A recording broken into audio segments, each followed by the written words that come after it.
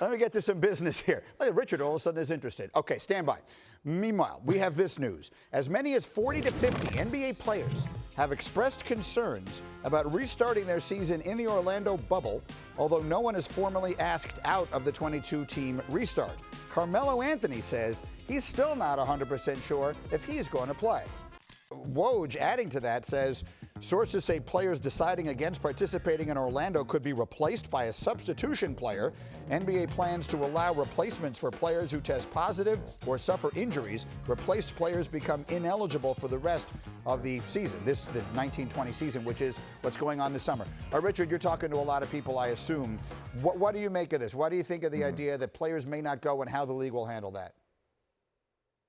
Well, and I understand what Carmelo's saying. His team would be fighting for the 8th spot. And so, you know, for a guy that's a little bit older, that has a family, and he's like, wait, you need me to be isolated to possibly get to that 8th spot, to possibly lose out, you know, in the first round to the Lakers. And then on top of it, you're risking the health of your family, your extended family. You don't know all of the details. And I think that that's fair. I'm surprised that more players aren't, hey, we need to know the exact plan. Basically, the NBA and the Players Association came together and said, hey, this is the idea, this is the plan. Everyone kind of accepted it, but ultimately there's still a ton more details to get figured out between now and then. And I think those details, the devil is in the details. That's when I think players, you'll start to hear more and more players either speak up or calm down and say, we're okay with this. Jalen? I love this so very much for a few reasons, because as I keep saying, players are not essential workers. And what ends up happening when you have the coronavirus take place and businesses and things start opening back up, they do it before sports happens.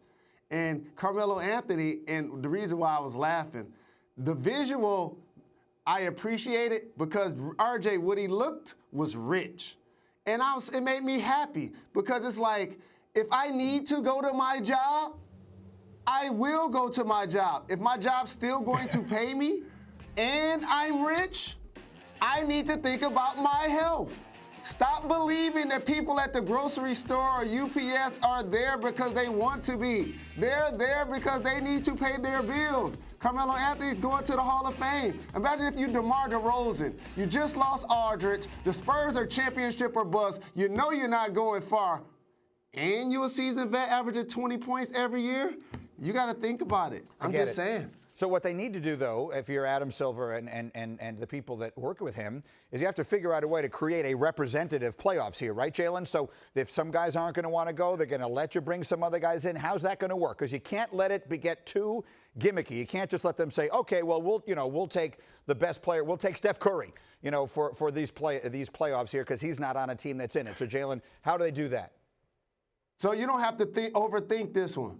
Remember, at the end of each NBA year, when you start to look at the rosters and some of the people that are playing in basketball games, as certain teams start to align themselves with either tanking or rebuilding versus trying to make a run and build around young players, there are a lot of guys that you see getting opportunities on rosters. That's what I expect. But if there's going to be basketball and you can play 8 regular season games, it's up to the league to try to find a way, along with its teams, to finish the regular season as much as possible.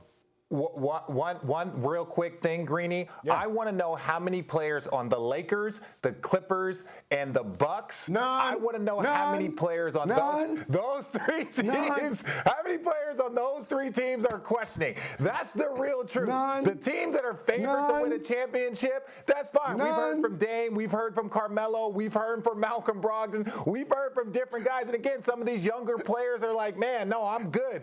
Tell me how many players. Those are the only numbers. We could do a 3, maybe 4-team tournament. That's all. 4-team tournament. Tell me somebody from the Lakers or the Clippers. Tell me. Hey, we heard from that 35-year-old dude in his 17th year, and he like, if it's basketball, I'm playing. Right? He like, I'm playing. Exactly. I'm playing. They have to play somebody. And Bron right now is texting Kuzma, you don't say your young butt don't say one word. You hear me? Don't you say one thing. I get it. The Lakers want to play, the Clippers want, but they have to play somebody. They have to have teams to play against. Well, they can play each other. I guess only each other. But look, you can't have the Harlem Globetrotters without the Washington Generals. Somebody has to be playing them. Thank you for watching ESPN on YouTube. For live streaming sports and premium content, subscribe to ESPN+.